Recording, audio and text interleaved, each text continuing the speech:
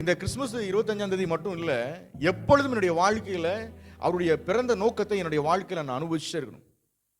அவர் எதுக்காக இந்த பூமிக்கு வந்தார், எனக்காக எதுக்காக பிறந்தார், என் வாழ்க்கையில் அவர் என்ன, இந்த பூமிக்கு எதுக்கு வந்தார், அவர் என்ன செய்ய போறாரு, அவர் என்னுடைய வாழ்க்கையில் என்னெல்லாம் செஞ்சிருக்கிறாரு.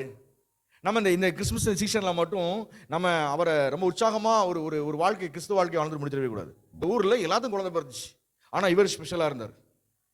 அங்கே எல்லாருமே திருமணம் ஆனாங்க, ஆனால் யோசேப்பு மரியாளும் திருமணமானது ஸ்பெஷலாக இருந்துச்சு. எல்லாம் நிறைய பெண்கள் இருந்தாங்க, மரியாள் ஸ்பெஷல். இதில் நிறைய யோசேப்பு இருந்தார்கள், இந்த யோசேப்பு ஸ்பெஷல். எல்லாரும் தாவீது ஊருக்கு போனாங்க, எல்லாரும் சிட்டிசன்ஷிப்பில் கையெழுத்து போட போனாங்க. ஆனால் இவங்க போனது ஸ்பெஷலாக பார்க்கப்படுகிறது. எல்லாரும் தாவீது வம்சத்தில் இருந்து நிறைய பேர் இருந்தாங்க, ஆனால் இந்த தாவீது வம்சத்தில் இருந்து ஒருத்தர் பிறக்கிறாரு பாருங்களேன், இவர் ஸ்பெஷலாக இருக்கிறார். நம்ம லைஃப்ல நம்ம ஃபேமிலியில் எத்தனை பேர் வேணாலும் இருக்கலாம், நம்ம கூட எத்தனை பேர் இருக்கலாம், நம்ம கூட எத்தனை பேர் படிச்சிருக்கலாம், எத்தனை பேர் கூட ஒர்க் பண்ணலாம், நம்ம கூட ஒரு பிஸ்னஸ் பார்ட்னர் நிறைய பேர் இருக்கலாம். ஆனால் ஐ ஆம் ஸ்பெஷல். ஏன்னா இயேசு மட்டுமே ஸ்பெஷலாக பார்க்கப்படுகிறார் பாருங்க. இன்னைக்கு நம்ம ரீசனாக இந்த கிறிஸ்துமஸ் நாட்களில் நம்ம தொடர்ந்து அதுக்காக ஜெபிக்கணும். நிறைய இடங்களில் சபைகளில் நம்ம கிறிஸ்துமஸ் ஆராதனை நடத்தக்கூடாது, சுவிசேஷம் அறிவிக்கக்கூடாதுன்னு சொல்லி நிறையா அப்படி இடையூறுகள் இருந்தால் கூட, ஏன் இந்த இடையூறுகள் வருதுன்னா, இந்த சந்தோஷத்தை பொறுத்து கொள்ள முடியாத நபர்கள் தான் இடையூறு செய்கிறார்கள். ஏன் ஒருத்தனுக்கு நான் என்னுடைய கொண்டாட்டம் ஏன் ஒருத்தனுக்கு பிடிக்கிறது இல்லைன்னா, நான் சந்தோஷமா இருக்கிறத பிசாசு விரும்புறதே இல்லை.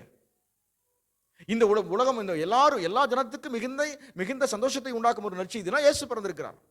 இப்போ எல்லா ஜனத்துக்கும் நான் நற்செய்தி அறிவிக்கிறது பிரச்சனைனா, அப்போ பிரச்சனை யாருக்கா இருக்கும்? சந்தோஷத்தை விரும்பாத ஒரு நபர் தான் பிரச்சனையா இருப்பான். ஒருத்தர் நம்ம நல்லா படிச்சுட்டு இருக்கோம், என்னை படிக்க விடாம தடை பண்றது யாருன்னா, படிப்பே ஒருத்தனுக்கு வராது. யாருக்கு படிப்பு வர? படிப்பே ஒருத்தனுக்கு வராது. அவன் தான் நம்ம என்ன பண்ண டிஸ்டர்ப் பண்ணிட்டே இருப்பான்.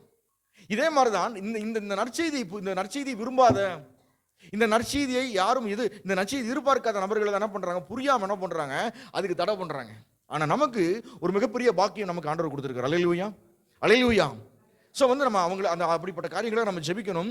தேவன் பெரிய காரியங்களை நம்ம லைஃப்ல செய்வார். அவங்களுக்கு இயேசுவை பற்றி இன்னும் தெரியலன்னு அர்த்தம். அல்லேலூயா. இந்த லவ் அவங்களுக்கு புரியல, இந்த அன்பு அவர்கள் ருசி பார்க்க முடியல.